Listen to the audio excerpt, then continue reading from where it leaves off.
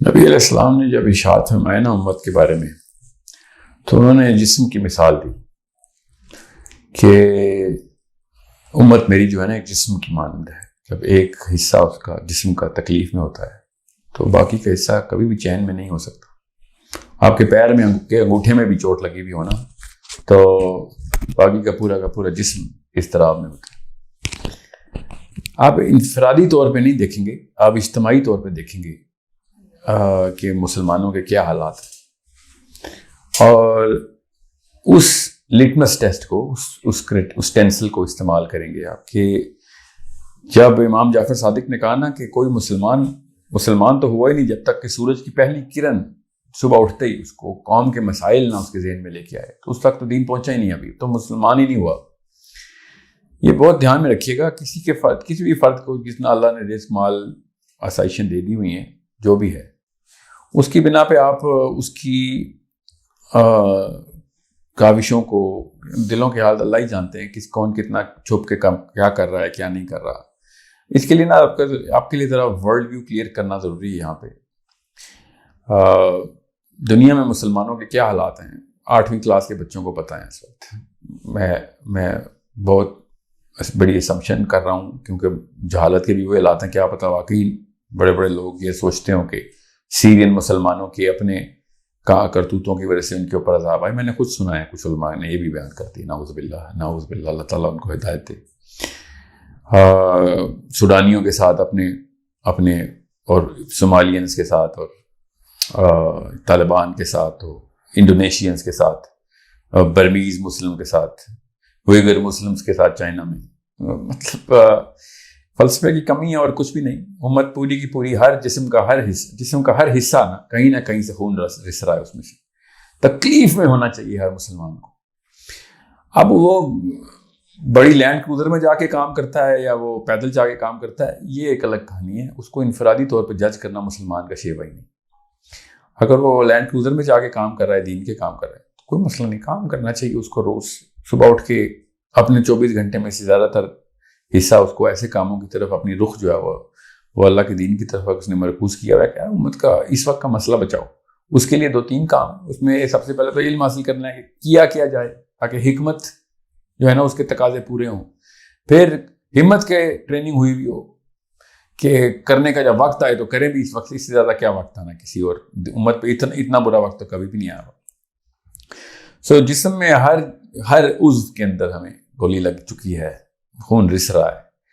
اب بس اس کا فلٹر بس آسان تھا ہی لگائیں کہ نبی علیہ السلام اگر آج تشریف لے آئیں تو کیا کریں گے، وہ کس طریقے سے وہ ترتیب بنائیں گے امت کی، اور کیا کام شروع کریں گے. کیا کوئی ایک دن میں چھٹی لے سکتا ہے مسلمان؟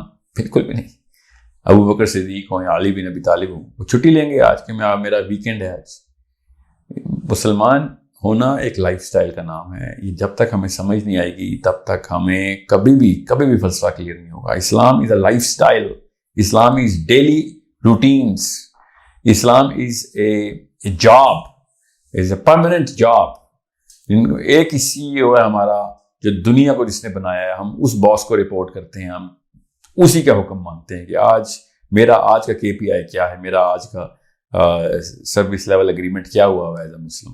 114 چیپٹرز کا کانٹریکٹ سائن کیا ہم نے اس کمپنی کے لیے. 114 چیپٹر کا کانٹریکٹ سائن کرنے کے بعد بھی اگر ہم چھٹیاں لے رہے ہیں تو پھر تو ہمیں سمجھ ہی نہیں آیا کہ کہانی کیا ہے.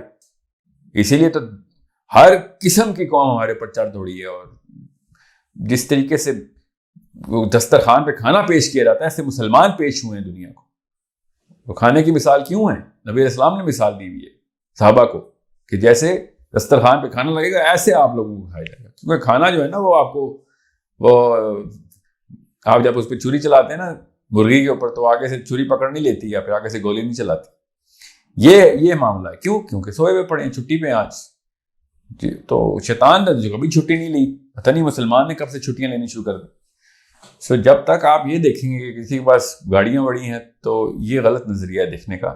یہ دیکھیں کہ اس کا لائف سٹائل جو ہے وہ دین کی طرف کس محکمے میں آپریشنل ہے. پوری کمپنی ہے مسلمان اسلام کی، ایک کمپنی ہے جس میں کچھ علم کا شعبہ الگ ہے، دعوت کا شعبہ الگ ہے، جہاد کا شعبہ الگ ہے، بچے پالنے کا شعبہ الگ ہے، معاشیات کا شعبہ الگ ہے. یہ سارے کے سارے معاملات ایز این امہ اگر ہم کر رہے ہوتے تو خدا کی قسم جتنا پیسہ مسلمانوں کے پاس ہے اس کا 1% تھا جب یورپ میں جب یہ رینیسانس کا دور چل رہا تھا. 1% کی قوم انہوں نے اٹھا لی تھی. ہمارے پاس ساؤتھ افریقہ میں جب حبشیوں کے پاس یہ معاملہ ہوا کتنا مال آیا تھا ان کے پاس. آپ سوچیں تو صحیح، مسلمانوں کے پاس اپنا ہی اتنا پیسہ ہے، وہ اگر آپس میں ہی اس بارے میں اگر اکٹھا ہونے کی کوشش کریں کہ یار بس بہت ہو گئی، صرف ایک اس لیے کہ میں نے کلمہ پڑھ لیا ہے اس لیے میں ایک ٹیگ ہو گئی ہوں کہ نہیں اس کو کچھ بھی نہیں ہونے دینا، تو اپنی سوچنے والوں کے ساتھ ایسا ہی ہوتا ہے. اور یہ صرف مسلمانوں کے ساتھ نہیں، دنیا کی کسی بھی قوم کو تباہ کرنا ہو تو اس کو انفرادیت کے اوپر لگا دو، اپنا سوچو، بس تزکیہ نفس پہ لگا دو ان کو اور کلیکٹیوزم نکال لو، کوئی بھی دنیا میں قوم فتح ہو جائے گی. تو یہی ہوا ہمارے ساتھ. سو جب تک آپ اسلام کو لائف سٹائل نہیں سمجھیں گے تب تک مسلمان ہونے کا مطلب نہیں سمجھ آیا آپ کو. فیشن کے طور پہ بڑے لوگ مسلمان ہیں، جو سنگرز اور ایتھیسٹ نے بھی وہ کراس نہیں پہنا ہوتا، ایکٹرز نے بھی کراس پہنا ہوتا، فیشن ہے. پتہ ہی نہیں عیسیٰ علیہ السلام کا مگر کراس پہنا ہوا ہے. بائبل کی ایک آیت نہیں پڑھی، کراس پہنا ہوا. بالکل اسی طریقے سے ہم نے اسلام کا ایک ٹائٹل لگایا ہے، اپنے آپ کو تسلیاں دیتے پھرتے ہیں کہ مسلمان ہیں، کیونکہ ہر بندے کو ایک پرسنل آئیڈینٹی چاہیے ہوتی ہے. ہمیں وہ آئیڈینٹی مل رہی ہے بس اسلام سے کہ میں بھی کچھ چیز ہوں. یہی مسلمان اگر ہزاروں میں ہوتے دیکھتا آج کوئی مسلمان ہونے کی کوشش کر رہا ہے.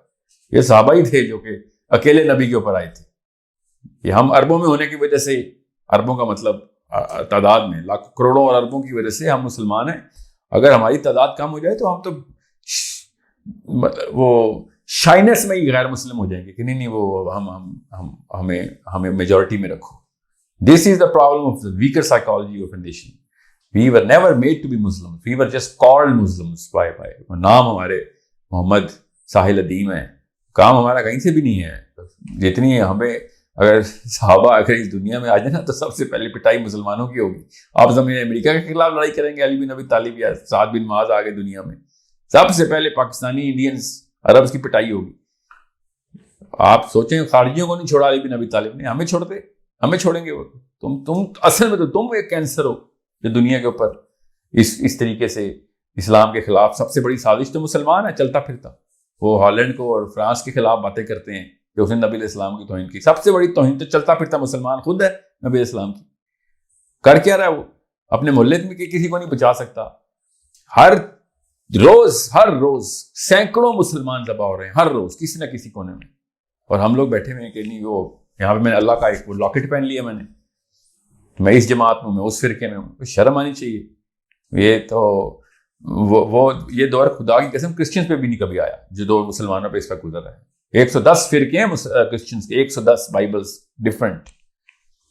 ہمارے پاس قرآن ایک ہے تو ہم نے تفسیروں میں اپنے فرقے نکال لیے تاکہ کس طریقے سے سیلف اسٹیم میری سیٹسفائی ہو جائے کہ I am some body, I am some thing, I have some rational, میری بھی کوئی جسٹیفیکیشن ہے.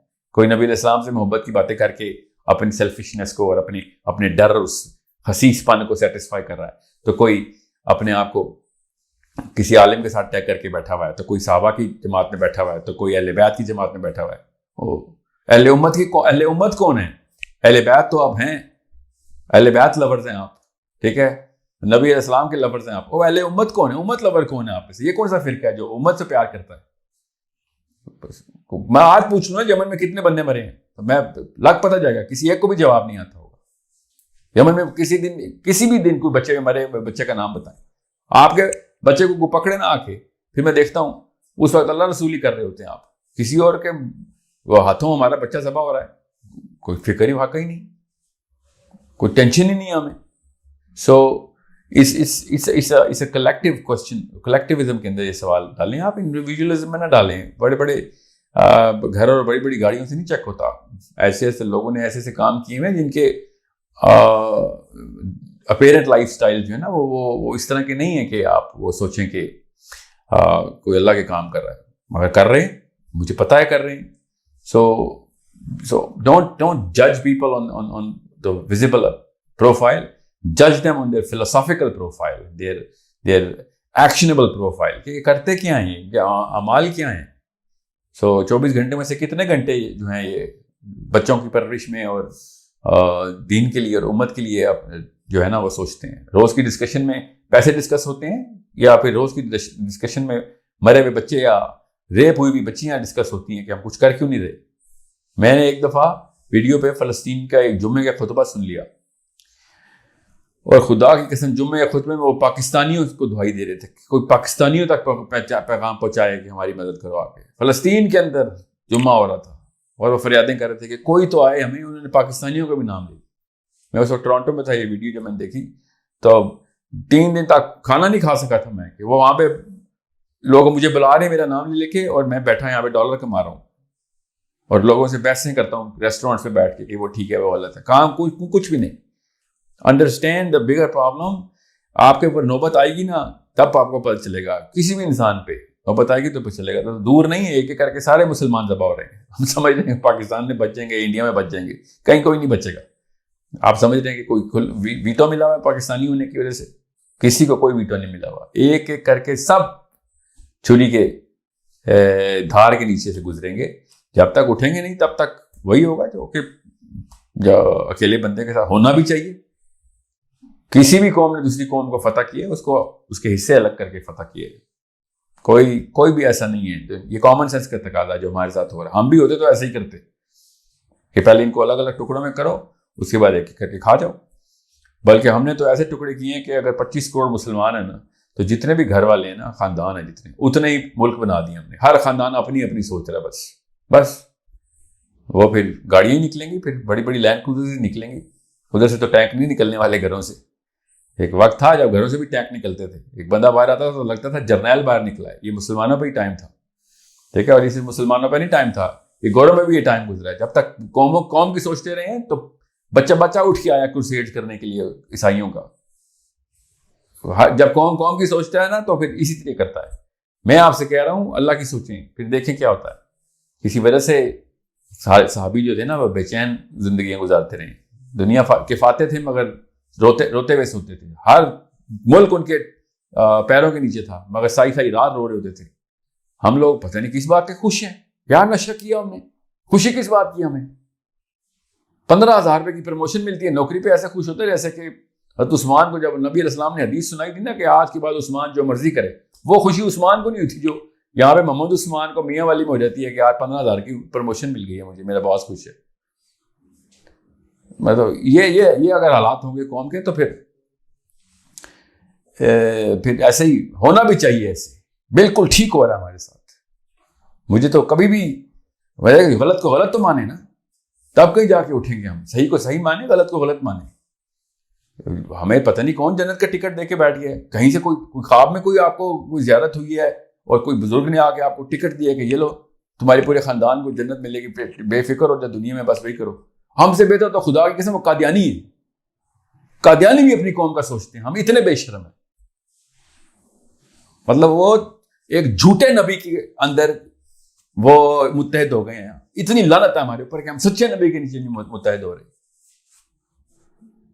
کامن سینس کی بات ہے وہ کہ وہ جھوٹے نبی کے نیچے متحد ہونے والی قوم ہے اور ہم سچے نبی کو چھوڑ کے الگ الگ ہوئے ہیں. تو پھر یہ تو ہوگا. پھر آپ کا سوال روز بھی پوچھا جائے تو روز بھی اس کی یاد دہانی کرا جائے پھر بھی کام ہے. مرے ہوئے لوگ نہیں اٹھتے, سوئے ہوئے لوگ اٹھتے ہیں. تو جب دعا ہی کریں کہ ہمارے بچے نہ مرے ہوئے پیدا ہوں, کیونکہ ہم تو مرے ہوئے پیدا ہوئے.